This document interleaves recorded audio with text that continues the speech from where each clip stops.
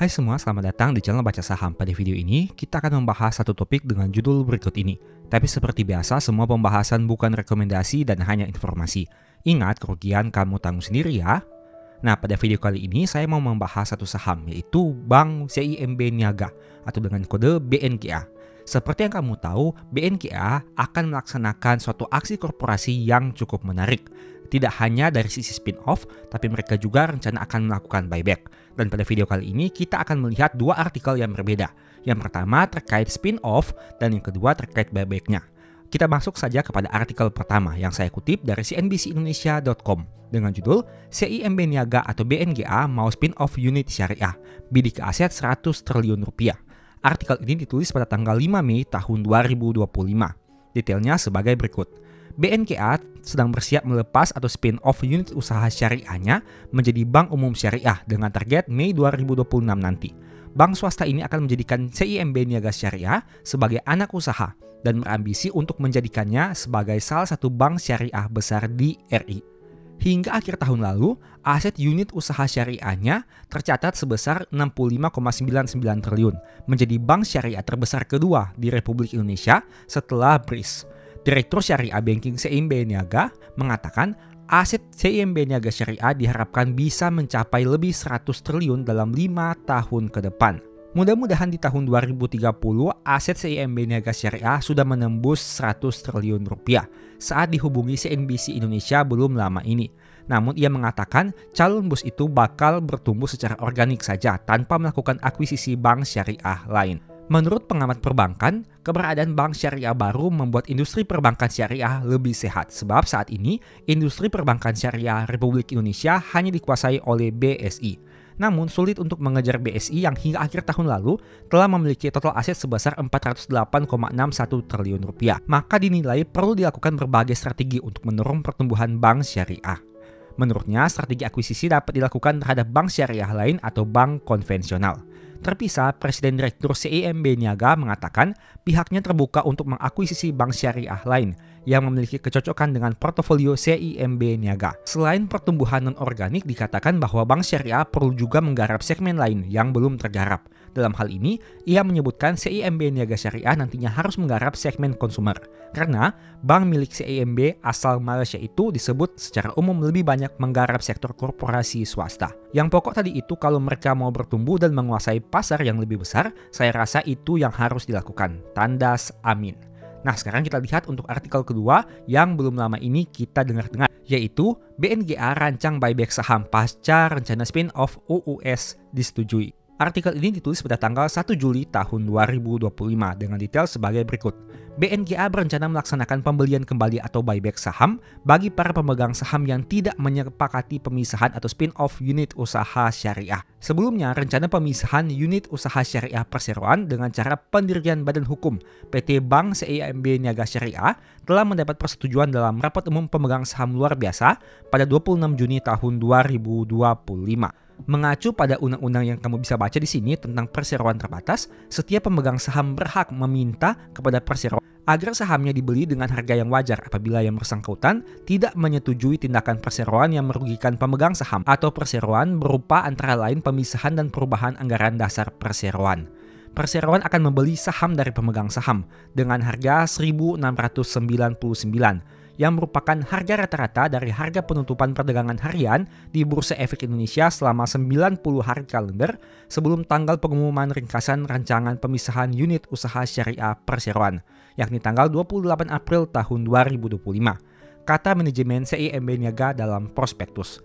Adapun pemegang saham yang berhak mengajukan permintaan buyback adalah mereka yang tercatat di daftar pemegang saham pada 27 Mei tahun 2025 pukul 16 WIB, satu hari kerja sebelum pemanggilan RUPSLB. Kemudian pemegang saham harus memberikan suara tidak setuju terhadap kelima mata acara pemisahan dalam RUPSLB dan menyampaikan formulir pernyataan kehendak menjual saham selambat-lambatnya pada 7 Juli tahun 2025 pukul 16 WIB. Lengkap dengan bukti kepemilikan saham, serta alasan bahwa aksi pemisahan menimbulkan kerugian bagi mereka atau perseroan. Pemohon yang memiliki saham dalam bentuk warkat dan berniat untuk menawarkan sahamnya terlebih dahulu wajib untuk membuka rekening efek pada perusahaan efek atau bank kustodian dan mengkonversi saham warkat tersebut menjadi saham tanpa warkat. Untuk detailnya bisa kamu baca berdasarkan tampilan yang ada ini. Artikel ini saya kutip dari id.investing.com. Nah, sekarang mari coba kita lihat dengan harga 1.699 yang ditawarkan ini, bagaimana dengan kondisi harga saat ini. Saat ini harga saham BNGA di angka 1.670 yang artinya lebih rendah dari harga yang ditawarkan tersebut. Dan jika kita lihat di sini sebenarnya harga saham BNGA sudah mengalami sedikit penurunan dibandingkan harga tertinggi yang pernah mereka capai di atas Rp2.000. Tapi jika dilihat sejak tahun 2020 harganya sudah naik dengan cukup signifikan. Dari sisi PBV, mari coba kita lihat sekilas. PBV BNGA sudah di atas rata-rata PBV selama 10 tahun terakhir dengan angka 0,76 kali. Dari aspek laba, hingga Q1 tahun 2025 sebenarnya BNGA ini masih menarik karena masih menghasilkan kenaikan laba dibandingkan Q1 tahun 2024. Apalagi dari sisi potensi dividen yieldnya sangat menarik berdasarkan data dividen per share yang terakhir dibagikan, yaitu 155,73 per lembar saham. Jika kita hitung, akan memperoleh dividen yield sekitar angkanya sekitar 9,32%. Nah, dengan kondisi seperti ini, menurut kamu apakah menjadi hal yang menarik jika melakukan penjualan saham BNGA atau justru kita hold saham ini sambil menunggu aksi korporasi yang dilakukan oleh perusahaan, dalam hal ini adalah spin-off? Semuanya tergantung kepada keyakinan kamu dan analisa kamu masing-masing. Yang jelas, setiap apapun yang kamu lakukan itu memiliki konsekuensinya masing-masing. Kamu mau jual sahamnya, bisa jadi harga sahamnya ke depan bisa lebih tinggi lagi dan kamu kehilangan memperoleh potensi dividen yield yang menarik. Tapi di sisi yang lain, jika kamu memutuskan untuk hold saham ini, ada kemungkinan jika ternyata tidak sesuai dengan ekspektasi, maka harganya mengalami penurunan. Nah, berbicara tentang spin-off, saya jadi teringat satu saham yang pernah melakukannya juga, yaitu saham ADRO. Dengan melakukan spin-off dari AADI, kamu bisa baca untuk beberapa artikel yang ada di tampilan Google ini. Yang jelas, dengan sejarah histori ADRO melakukan spin-off, kamu bisa melihat apa yang terjadi. Entah itu ADRO dulu sempat membagikan dividen spesial yang sangat menarik, tapi bagaimana sekarang harga sahamnya? Harga sahamnya ternyata mengalami penurunan, labanya juga turun karena melakukan spin-off dan berbagai sentimen lainnya. Tapi di sisi yang lain, bagi mereka yang masih yakin dengan saham ADRO ini, usai adanya perubahan lini bisnis, mereka masih bisa hold dan memperoleh dividen setidaknya hingga tahun 2025 yang dibagikan oleh ADRO belum lama ini. Mari coba kita lihat untuk informasi dividen dari saham ADRO. Mengingat saham ini belum lama ini membagikan dividen dengan nominal yang cukup menarik. Padahal jika dilihat, labanya mengalami penurunan yang sangat signifikan dibandingkan periode sebelumnya karena dilakukannya perubahan atau pemisahan lini bisnis. Tapi pada bulan Juni tahun 2025 ternyata mereka masih membagikan dividen dengan angka yang sangat menarik, yaitu 166, dan jika kita bagi dengan harga saham saat video ini dibuat, maka akan diperoleh dividen yield sekitar 9,3%. Tentu saja ini kurang realistis karena harga saham saat video ini dibuat tentunya mungkin saja berbeda dengan harga saham saat kumdet atau sebelum kumdet. Sehingga kamu harus menyesuaikan kembali harga saham berdasarkan harga pada saat itu. Yang mau saya katakan adalah ADRO merupakan salah satu contoh saham yang melakukan spin-off pada akhir tahun 2024 dan kamu bisa lihat bagaimana kondisinya saat ini. Tentu saja menurut saya pribadi, untuk kinerja ADRO kita harus menunggu setidaknya di tahun 2025 hingga bulan Desembernya. Karena terlalu dini jika kita melihat saham ini hanya dari satu kuartal saja, baik dari sisi laba maupun dari sisi pergerakan harga saham. Dan bagaimana dengan saham BNGA itu sendiri? Kita lihat saja sepak terjangnya nanti seperti apa. Yang jelas, saya hanya mau menampilkan beberapa informasi yang mungkin bisa bermanfaat bagi kamu. Tapi ingat, ini bukan rekomendasi. Kamu mau beli silakan, kamu mau jual silakan, kamu mau hold juga silakan. Karena untung rugi kamu yang tanggung sendiri. Sebagai informasi juga, sebelumnya saya sudah sempat buat satu video yang mungkin bisa berguna. Nonton hingga selesai agar memperoleh pemahaman yang utuh. Nah, pada video kali ini saya mau membahas beberapa saham yang punya probabilitas kenaikan cukup tinggi dalam 6 tahun terakhir ini. Nah, tapi untuk saham-saham yang disebutkan ini bukan rekomendasi dan hanya sebagai informasi saja. Tujuan dari video ini agar supaya bisa memberikan informasi dan pemahaman kepada kamu bahwa ternyata ada saham-saham yang secara probabilitas memiliki probabilitas yang konsisten mengalami kenaikan setiap tahunnya dari data year to date untuk harga sahamnya. Nah, tapi ingat, ini bukan data di masa depan karena ini hanya merupakan data di masa lalu. Artinya di masa depan bisa saja sama, tapi bisa juga mengalami perbedaan. Untuk itu kita tetap harus mempersiapkan kemungkinan terburuk yang mungkin saja bisa terjadi. Tapi berdasarkan data histori, inilah merupakan informasinya. Kita langsung masuk saja ke dalam nama-nama sahamnya. Saham pertama adalah saham BBCA. Kamu tentu sudah tahu bahwa BCA merupakan salah satu saham yang konsisten mengalami kenaikan harga saham dalam jangka panjang. Bukan hanya dalam waktu 5 tahun terakhir, bahkan lebih panjang dari itu. Tapi menariknya pada tahun 2025 hingga bulan Juni saat video ini dibuat, harga sahamnya masih turun sekitar 10,36%. Tapi jika dilihat sejak tahun 2020 hingga tahun 2025 atau dengan kata lain dalam 6 tahun terakhir, pada tahun 2020 hingga tahun 2024 selalu mengalami kenaikan. Entah itu hanya 1,12% atau bahkan pernah mencapai 16,72% pada tahun 2022. Barulah di tahun 2025 hingga bulan Juni, harganya turun 10,36%, yang artinya secara probabilitas adalah 83%. Artinya dalam 6 tahun terakhir, 5 tahun mengalami kenaikan dan hanya 1 tahun mengalami penurunan. Jika kita lihat dari sisi probabilitas setiap bulannya, bulan Agustus merupakan bulan dengan probabilitas kenaikan yang paling tinggi, bahkan mencapai 100% dalam 5 tahun terakhir. Artinya sejak tahun 2020 hingga tahun 2024, BCA selalu mengalami kenaikan harga saham secara bulanan pada bulan Agustus berdasarkan data yang bisa kamu lihat di sini. Oke, saham kedua adalah saham Elsa. Bisa kamu lihat, saham ini selama 6 tahun terakhir, yaitu tahun 2020 hingga 2025, hanya pernah turun satu kali, yaitu di tahun 2021 sebanyak 21,14%. Sedangkan untuk kenaikannya, pernah naik hingga 24% pada tahun 2023. Pada tahun 2025 sendiri, masih naik 7,8% berdasarkan data saat video ini dibuat di bulan Juni. Artinya secara probabilitas adalah 83%. Dari 6 tahun terakhir, 5 tahun naik dan hanya 1 tahun mengalami penurunan. Untuk probabilitas tertinggi bisa kamu lihat ada pada bulan April, di mana dalam 6 tahun terakhir ini juga adalah 83%. 5 tahun mengalami kenaikan, 1 tahun mengalami penurunan. Tapi sebaliknya, pada bulan November dan Desember, probabilitasnya cukup rendah. Dalam 5 tahun terakhir, 4 kali turun dan 1 kali mengalami kenaikan. Saham ketiga adalah saham DSSA. Bisa kamu lihat probabilitasnya juga 83% dalam 6 tahun terakhir.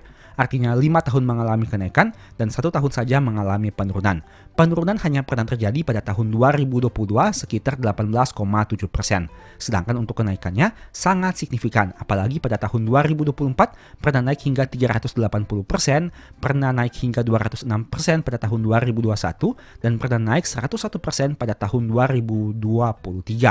Kamu bisa lihat sini bahwa saham DSSA ini cukup menarik karena dari sisi harga saham pernah menghasilkan kenaikan yang berkali-kali lipat hanya dalam periode jangka pendek, yaitu 1 tahun saja. Entah itu pada tahun 2021, tahun 2023, dan tahun 2024. Pada tahun 2025 ini sendiri, hingga video ini dibuat di bulan Juni masih naik 44%. Kita lihat dari sisi bulanannya. Bisa kamu lihat di sini, saham ini punya probabilitas bulanan yang cukup tinggi pada bulan Juli dan bulan November dengan angka 80%. Artinya dalam 5 tahun, 4 tahun naik dan hanya 1 kali mengalami penurunan. Sedangkan untuk probabilitas paling rendah yaitu di bulan Maret dengan angka 33% saja. Artinya dalam 6 tahun terakhir, 3 tahun mengalami penurunan dan 2 tahun mengalami kenaikan. Dan 1 tahun tidak mengalami perubahan. Ini merupakan informasi yang bisa kamu analisa lebih lanjut dari saham DSSA ini sendiri.